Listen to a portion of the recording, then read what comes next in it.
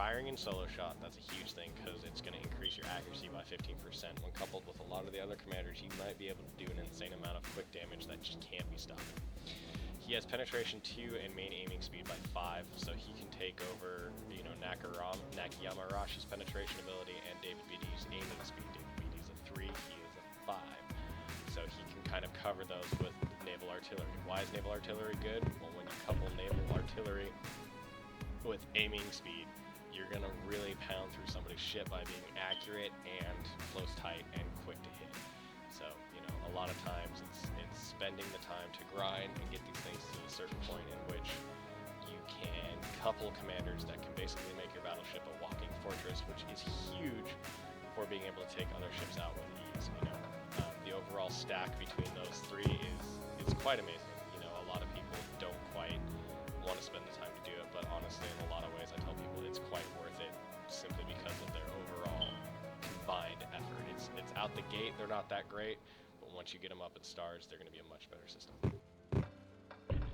Other substitutes, depending on the battleship, you can find in, you know, 3 stars.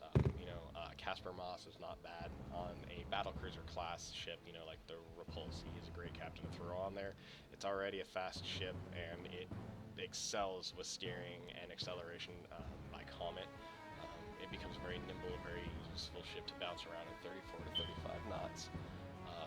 You know, it's just, there's a lot of things you can do when it comes to getting a battleship commander. You know, there's a lot of them on here. You know, a lot of people switch things out, ask for certain ones. But to be perfectly honest, there's a very few that work in a good combination, but the problem with working them in a lot of combinations is they take a lot of time and a lot of qualification and merit, which means you got to focus in on these 3 to 5 commanders and making sure that you get them and have the qualification to get them up there. Generally speaking, if they get all too elite, you'll have a very good broad spectrum battleship that will put up a good fight, but once you get them to 4 stars, you'll find that their battle power and their abilities are quite significantly better. A lot of people ask about the 4 stars that are alternates. You find people like William Halsey. What's great about him is bullheaded attack. You know, increases all of your ship's weapon damage by 8% when a ship speed reaches 26 knots or higher and you open fire with artillery. It's a 10-second proxy, so it happens a lot. It's kind of like Bismarck's Spirit on Gunther Lugens. It's a very low, it's a quick and low, but it proxies a lot.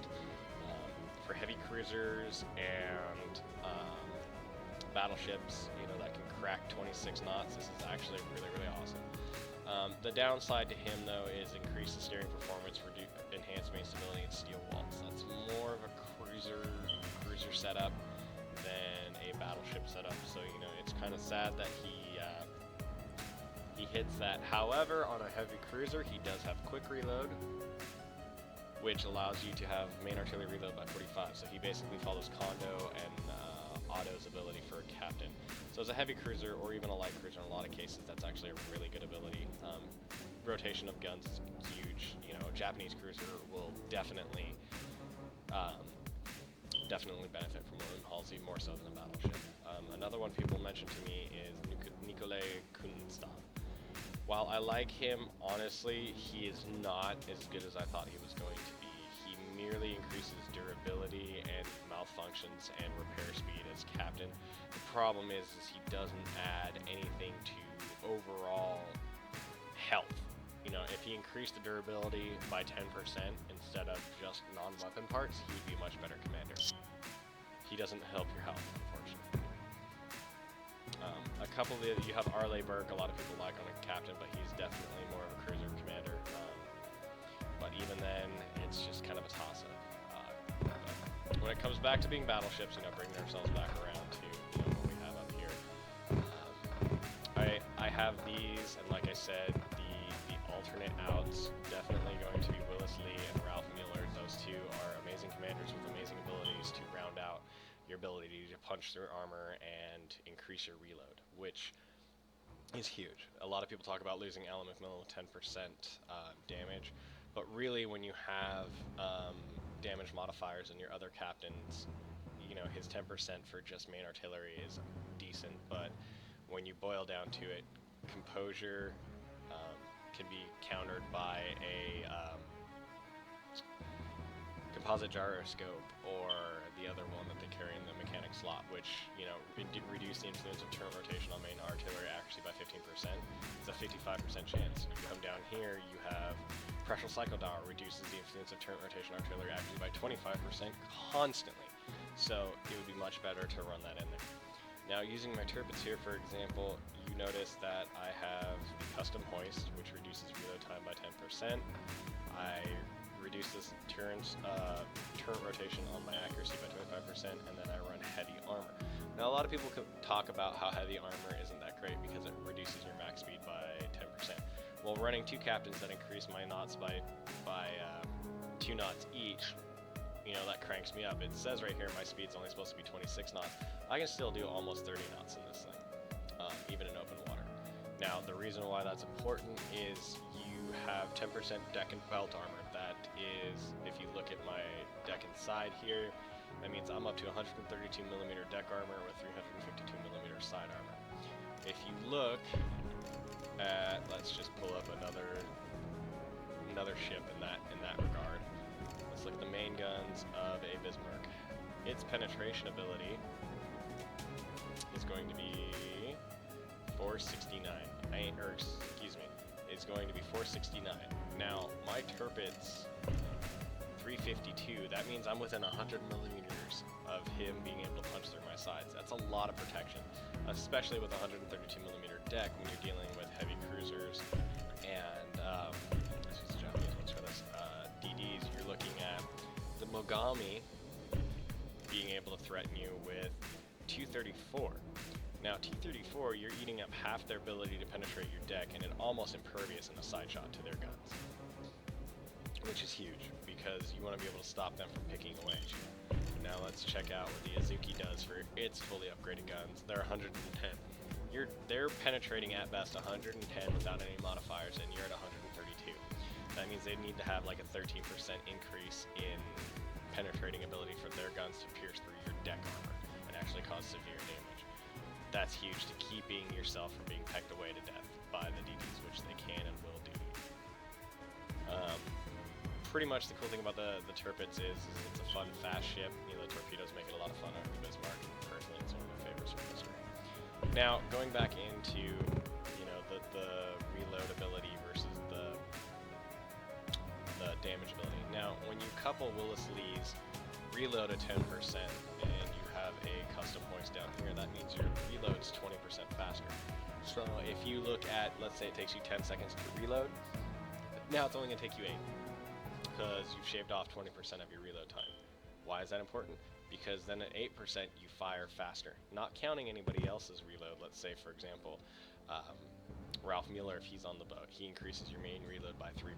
And let's say you don't have Gunther, but you have Otto Linderman. Well, there's another 3%. So now you have, what's that, 10, 10, 3, and 3, so that's 26% reload. You've shaved it down a little over a quarter, so now you're down to about, let's say between 4 and 6 seconds for reload off. So, you know, you're looking at about 6 seconds reload time on a 10-second standard reload. That's really good, and that's not counting quick reload. Now, if you were to fire quick reload off with that, life's going to get crazy because that's a lot of rounds very quickly. You're looking at an increase of 45% on an already static 26, so that's 60. That's a 71% reload. That's actually really good for a lot of cases for 15 seconds. That's going to be quite the impact, honestly. But at that point, you've noticed that you've given up any ability to hamper or increase your penetrating ability into them outside of, you know, penetration of 3% and Dudley's ability with 2%. So you have 5% increase in penetration, but no extra damage because you no longer run Gunther or Allen. So that's where the trade-off is you have a lot of rounds, but not a lot of damage. So you're hoping to hit criticals and just whittle their health out insanely quick. That, give or take, may work for a lot of people. I tend to take the more callous approach that I want to be able to do the damage when I can hit them, because what happens if I can't all of a sudden see them anymore and I'm in the middle of a reload but I have no extra way to hit them for damage? It's kind of a trade-off that when I hit them, I want to hit them hard, which everybody, like I said, your play styles will be different, but that's the big thing about the battleships that I was telling a lot of people was trading off. Do you hit hard or do you hit more often?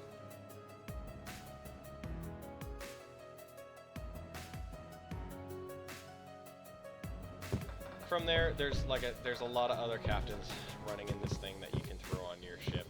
If you don't have them, I'm more than willing to go over a lot of them. Like I said, I don't want to make a huge, enormous video on, you know, hey, there's these commanders, these commanders, these commanders, and these commanders, they're all going to work well on a battleship, yada, yada, yada, yada.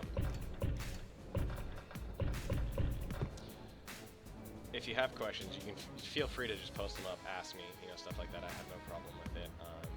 I will be doing a heavy cruiser next, heavy and light cruiser, moreover than just a battleship. But the big thing is to remember when you talk to me about battleships, find out and let me know how you play. You know, that's the best way I can help people. If somebody says, you know, I want my battleship to do, you know, 36 knots, I want to be able to just get in there, hit, and get out. I don't want to get into a slugfest. You know, I can help you find a captain that'll help you get that ship up to par and do that. I've spent a lot of time going through these things. I've demoted, remoted, you know, all that. I've spent hours of qualification burning them up and down the promotion static to go up and to go down and up and down and up and down over time, just to find out what the combinations are and how they work. So, like I said, this is just going to be a short, quick kind of rundown for a battleship captain setup. I will do more prospectively in a longer run when I get a couple more captains up. That way I can show the proxy a little bit better. But for now, that's what's going to do for the team. So if you guys have any questions, just let me know. Thanks a lot, guys.